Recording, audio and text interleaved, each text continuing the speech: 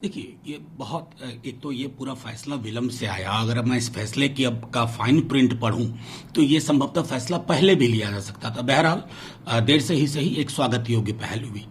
परसों ही सुबह, इनफैक्ट कल अर्ली मॉर्निंग 4:50 तेलंगाना से एक ट्रेन हटिया गई और भी कई जयपुर से ट्रेन चलने की खबर आ रही। मुझे दुख के साथ ये कहना पड़ रहा है कि हमारी राज्य सरकार ने जब बस वाला डायरेक्टिव आया था तब आनाकानी की थी, संवेदन शून्यता का परिचय दिया था। संसाधनों की बात की हमने, संसाधन उपलब्ध कराने तक को एलओपी तेजस्वी जी ने कहा। बहरहाल अब जब ट्रेन की बात हुई है, मैंने नोडल ऑफिसर जो पहले है, मैंने स्वयं फोन करके देखा है, फोन बिजी आ रहे हैं।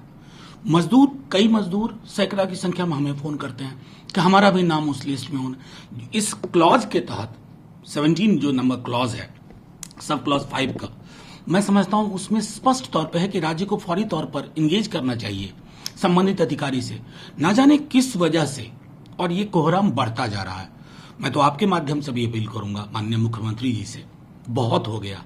अब आप सीधे तौर पे जो बताया गया इस ऑर्डर में उसको जमीन पे उतारिए, अन्यथा मैं समझता हूं कि प्रवासी मजदूरों की पीड़ा बहुत बहुत दिन तक हम सबको परेशान करेगी। देखिए, बिहार सरकार को सर्वप्रथम इस ऑर्डर को अगर आप पढ़ें तो वो सीधे तौर पे कहता है कि states are allowed, special train shall be operated and states shall designate nodal officer for coordinating with state UTs for their movement.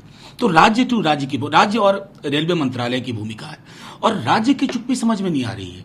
लोगों को पता ही नहीं है कि हम कैसे अपने को रजिस्टर करें। वो आपको पब्लिक डोमेन में डालना होगा कि ये 5 नंबर हैं, इसमें फोन करिए, अपना डिटेल दीजिए और उसके बाद व्यवस्था होनी चाहिए। मैं समझता हूं कि 24 घंटे बीतने के बावजूद, तकरीबन 24 घंटे बीतने के बावजूद अभी तक हमने एक सार्थक पहल नहीं देखी है, इसलिए चिंता होती है। अब मैं समझ रहा हूं कि कई लोग इस तरह की बात कर रहे हैं, लेकिन बहरहाल उस ऐप में कई और चीजें हैं जो संदर्भ सहित हैं। मैं समझता हूं अभी हम लोगों को जाहिर तौर पर केंद्र सरकार की तरफ से भी जो होना चाहिए राज्यों के लिए वो नहीं हो रहा है, लेकिन ये लड़ाई समग्रता में लड़नी है। अगर हम इसमें कहीं भी किसी ऐसे दायरे को आने देते हैं तो हमारी लड़ाई कमजोर होगी। लॉकडाउन 3 अनाउंस किया गया है। हम अभी भी, मुझे भी कंफ्यूजन है कि कौन से जोन में कौन है, कहां पे है, ये जोन को लेकर भी क्लैरिटी नहीं है।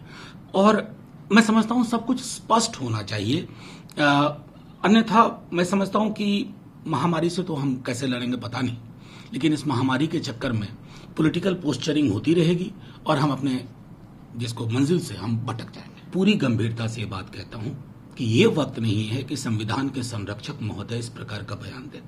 मैं पश्चिम बंगाल के मामले से अपडेटेड हूं। शायद कुछ उस तरह के राज्यों में जिन्होंने प्राइवेट में भी व्यवस्थाएं कराई और कहा कि हम उसको एक खास फिक्स रेट पर देंगे। जिस राज्य की मुखिया को मैंने खुद फिजिकल डिस्टेंस के लिए सर्किल बनाते हुए देखा है।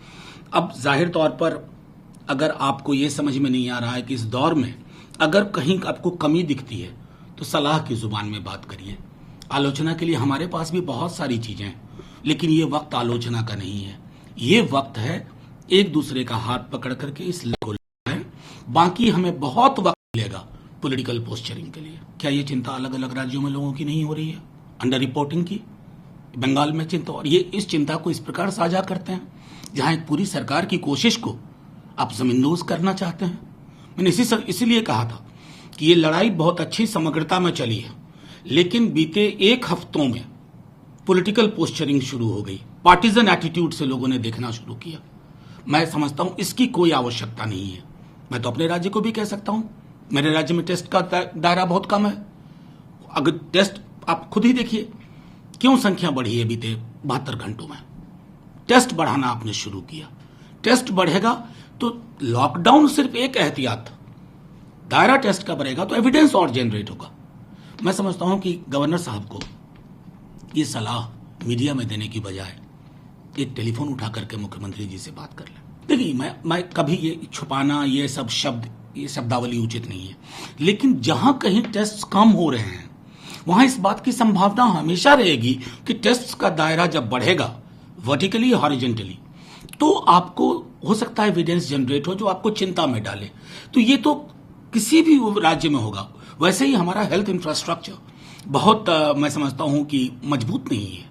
तो जाहिर तौर पर ये सारे संदर्भ लोगों को ध्यान में रखने चाहिए टिप्पणी करने से पहले। देखिए, मैं दंगों की पटकथा कैसे लिखी गई, दंगे कैसे हुए, कौन सी जाने गई हैं, क्या क्या हमने खोया है, इस पर सदन में भी चर्चा हुई, बाहर भी। अब हमें यह भी देखना होगा इस मुल्क में पहले जब दंगे हुए तब क्या इस प्रकार से, क्योंकि सब कुछ तो डिपेंड करता है कि how do you look at things.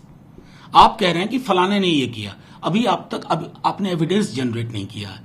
तो मेरा मानना है कि अभी महामारी से लड़ाई लड़ रहे हैं, हमारे पास वक्त होगा इन मसलों पर संजीदगी से सोचने का। इस पेंडेमिक के वक्त में इस तरह की कोशिशें मुझे कम से कम लगता है कि समीचीन नहीं, एक सिंबॉलिक एक्ट है। लेकिन मेरा ये मानना है कि हम एमएसएमई को टूटता देख रहे हैं, लोगों की नौकरियां जाते देख रहे हैं, क्या हम इसको और सिंबॉलिज्म में कम खर्चे से नहीं कर सकते थे? आप लोगों को कहिए कि पोस्ट कार्ड भेजें देश के तमाम हॉस्पिटल्स के नाम, एक एक आदमी पोस्ट कार्ड भेजेगा। मैं समझता हूं उस तरह की कोशिशें होनी चाहिए। कहीं ना कहीं लगता है कि विपदा के इस क्षण में इस प्रकार के का एक्स्ट्रा वेगेंजा ये विपदा की संवेदनाओं को भी नहीं समझ पा रहे हैं। देखिए, मेरा सीधे तौर पर मानना है कि ये सारी कोशिशें हम एहतियात के तौर पे कर रहे हैं, कंटेन करने के लिए, स्प्रेड ना हो, और इसके अलावा हमारे पास कोई विकल्प अभी नहीं है। एकमात्र विकल्प है कि आप इन जोन्स को बांटने के अलावा, जो लगातार हम कह रहे हैं, टेस्ट बढ़ाइए, रैंडमाइज टेस्टिंग करिए। अगर कोई इलाका रेड जोन में है तो उसके आसपास के अगर ऑरेंज और ग्रीन भी हैं तो उसमें इतना एविडेंस तो आप जनरेट करिए कि आप महफूज होकर कॉन्फिडेंस से कह सके कि ना, हमारे पास एविडेंस है, स्प्रेड करनी चाहिए नहीं।